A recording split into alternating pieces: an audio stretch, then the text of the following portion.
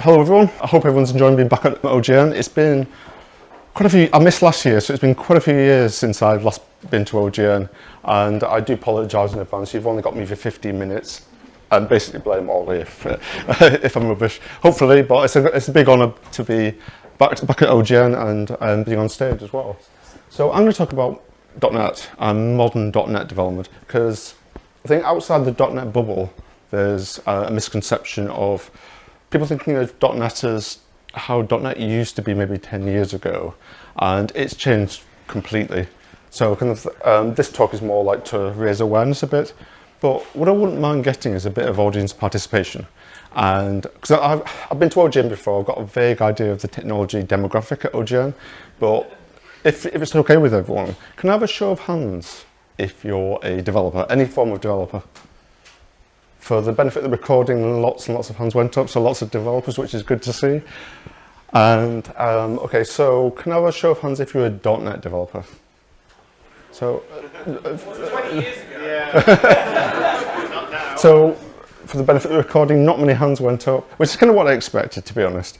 Not because .NET doesn't have lots of developers, but I've just been to OGN before. I've got a vague idea of the technologies. I'm guessing the next question, lots of hands are going to go up. JavaScript, Node, TypeScript developers.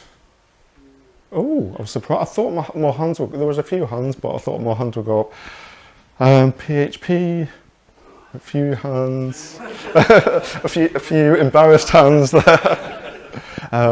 Python. Oh, lots of Pythons. Ruby. There's a few Rubies.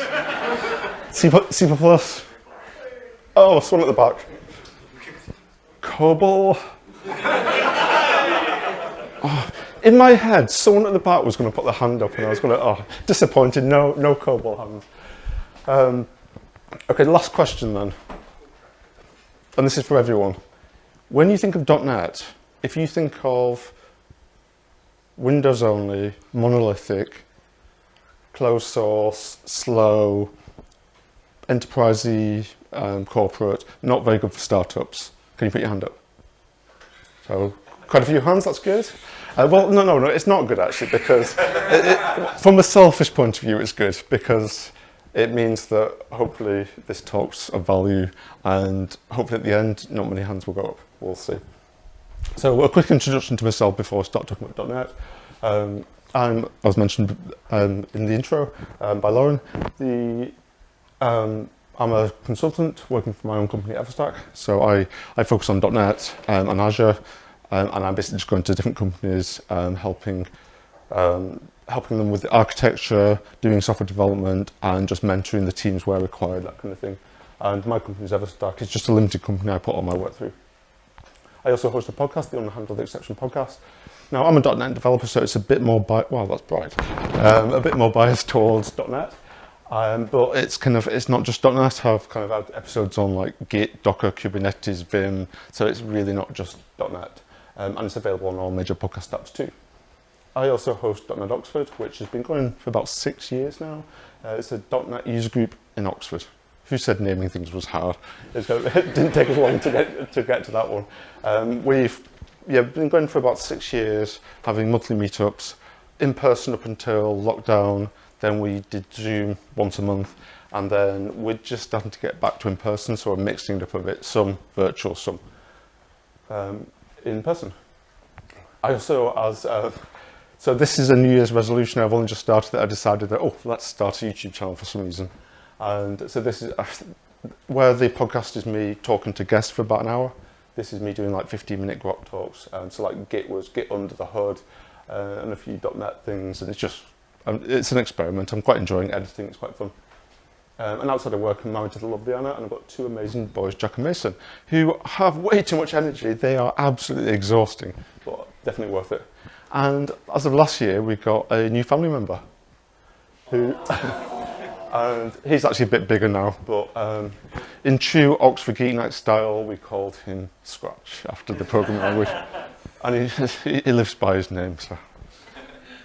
Okay, so .NET. So on the left is .NET Framework, which is what it used to be, legacy. It started in 1998. And that is all the things I spoke about before. So closed source, Windows only, maybe a bit slow, especially compared to modern .NET. And so we're not going to talk about that. We're going to talk about from 2016 onwards, they basically rewrote it all. Still, it's very familiar for a .NET developer, but it's basically a lot better. And they called it .NET Core, and then as of .NET 5 2020, they got rid of the Core moniker, and it's just .NET 5, .NET 6, .NET 7, and every year they do a new version, November. And so we're on .NET 7 at the moment, in November, .NET 8, and actually yesterday they released the preview of .NET 8, which is public preview. So what are some of the things that make this better? These are the modern versions, but it's easy to upgrade, very easy to upgrade, so generally it's recommended on the latest. It's completely open source, so it's on GitHub, so all the discussions on GitHub discussions, like the design team deciding language features that are going to come up like in the next few versions, it's all open discussion. You can get involved, you can submit PRs. Obviously PRs, it's going to go through a process if that's going to go in, and it might not get in, but it's all in the open.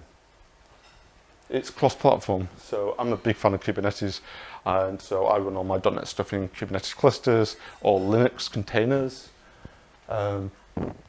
And as a developer, I develop on Windows, but I know .NET developers that develop on Linux boxes, or Linux OSs, or Mac. So you can choose what you want. From an editing point of view, Visual Studio is obviously Microsoft's one. There's the Community Edition, which is free, but you don't have to use it. I'm a big fan of JetBrains Rider, and that's I'm sure everyone here knows of JetBrains. And Rider is the .NET IDE, so it's very, if you're used to JetBrains IDEs, it'll feel very familiar. Obviously, I'm sure everyone's heard of VS Code, so you can use whatever editor you want. VS Code uses the OmniSharp language server. As if you want to use something like Vim, I use NeoVim as well. Then that can hook into OmniSharp language server. So, or you can use Sublime, you can use Notepad if you want, but why would you?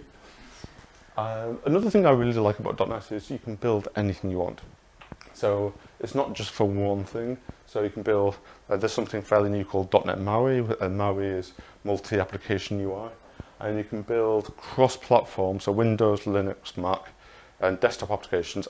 Linux is a community contributions, but officially Microsoft support Windows and Mac, but you can do Linux as well. Desktop applications, sharing the same code base. You can do mobile applications, so iOS, Android, sharing a lot of the code base and not having to rewrite like the whole app each time.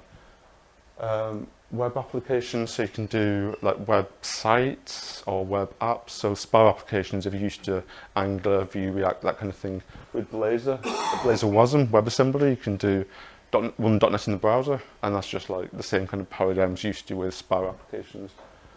And web APIs, if you're doing microservices or APIs or anything, you can spin those up quite easily. And console apps, if you're doing worker apps, if you're doing cron jobs, whatever. IoT, you can spin IoT. I can run .NET on my watch. If you've got a Samsung TV, you've probably got .NET running on it. So .NET is everywhere. So it is insanely, it's insanely fast and insanely everywhere. Speaking of performance, now this is a Microsoft slide from the MS Build. So I'm going to skip past this quite quickly, but it's kind of giving an idea of performance. But I'm sure everyone's heard of Tech and Power benchmarks, which is more less bias. And this is like the list. The Fortunes one is probably the more all-rounded one, best to look at. ASP.NET Core is 14. And there's a few ASP.NET Cores higher with weird names. I've got no idea what those are, but let's go with 14. I don't know what everything above it is, never heard of them. But to give you as a comparison for Node, Node's down there, 213. So it's kind of, and I'm sure everyone here knows that Node is not slow, so that's not a dig at Node or anything. It's just giving an idea of performance of .NET. Stephen does every version he writes a detailed blog post talking about how much effort, like what they've done to improve performance. So this is .NET 7, so bear in mind this is just 1 year. And so I have not got to the bottom of this blog post. This is an animated GIF of me scrolling down. There's assembly, various references. I don't know if anyone's actually got to the bottom of this and actually read it, but I've included it just to give an example of how much work they're putting into making this faster, and every version, it's still scrolling, every version is faster and faster and faster. It's absolutely insane. And it's still going, still going. Where's the scroll? Oh, it's almost at the bottom. There we are. But I haven't read that. So .NET is a framework. I'm worried about saying framework because of .NET Framework I spoke about before on the left-hand side, which was the legacy stuff, but it is a framework. I don't want to confuse with that though. It's got SDK in one time. But there's languages on top of it. Most .NET developers you speak to will be a C# developer, most likely.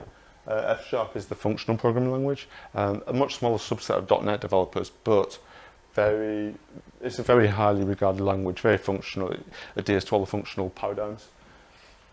VB.NET. Let's just pretend that's not there. And there's also there's things like IronPython and Ruby built on it. I don't know how up to date these are. I'm guessing they're built on the .NET framework. They're probably not kept to date. And there's actually a whole bunch of other languages, but most .NET developers will be using C# or maybe F#. This is an example of C#. So it's a very simple Hello World application. Just to give you a vague idea, it's very JavaScript-like, C++-like, has squiggly brackets, curly braces. This is an example of F#. Ignore what it's doing. It's just indentation-based, no squiggly brackets or curly braces. And being a functional language, it's very functional. So passing functions into functions, so high-order functions, that kind of stuff. This is C#, but this is a very, very small web API. To give you an idea of how small it is, this is using Minimal API. It's probably very familiar if you're used to something like Express. You can pass in like a lambda and have a function. But .NET has its own, called Kestrel, its own web server, and that's just built in. So 3 lines are giving you a web API with an endpoint. So it's pretty minimal. So in true Oxford GeekNet style, I thought, well, this talk's not geeky enough. So I tweeted out, and there's a really good .NET community on Twitter, although they're now all moving to Mastodon. And so I tweeted out, what's the geekiest thing you built in .NET? And so I got, well, in fact, to go back, actually, I got lots and lots of replies and 54,000 views. For some people, it's probably not viral in my mind, for my tweets, that I've never had that many views before, so that was quite interesting and got lots and lots of replies. So I've only cherry-picked a few. So Jimmy Enstrom has written the ZX Spectrum emulator. Now, my last slide is my Twitter handle, and I will tweet out a GitHub gist with all the links to all of these things from this talk. Kev Smith did a Pac-Man game. That's web-based. Jonas did he's done like a 3D engine with Illuminations. He's done a blog post with more pictures on, which again I'll link to. Greg did a quantum chess game. That's WPF, so that'll be a desktop application. But yeah, quantum chess. I don't know how that works, but I'm quite curious. That sounds quite cool. Tim. Oh, Tim. So Tim in the front here. I used to work with Tim, and if any of the developers would, like this was in person before remote work, if any of the developers went to the bathroom, went to get a coffee or anything, and didn't lock their computer, you can guarantee Tim would have been on their computer and changed the desktop wallpaper for a picture of Justin Bieber. Ouch. Bieber, what have you done? Well, blame Justin or Tim then. And Tim put this on GitHub. He's called it the Bieberizer tool. He automated his workflow to basically on a USB stick. You could put it into your computer and within seconds change your desktop wallpaper for Justin Bieber. So yeah, so he replied, that's what he built.